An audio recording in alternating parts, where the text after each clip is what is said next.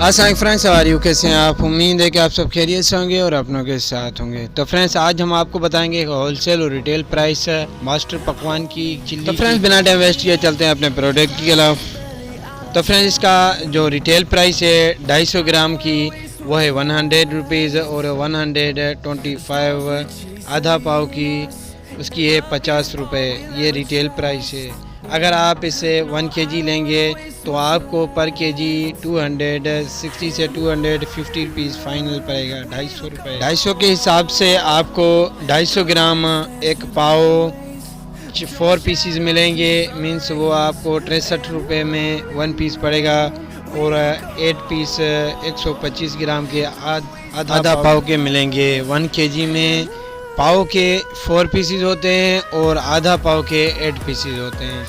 तो फ्रेंड्स, आप इसे कंपेयर करें रिटेल प्राइस से तो आपको 1 kg कितनी बेनिफिट देता है रिटेल में। Thank for watching my YouTube channel clear store information.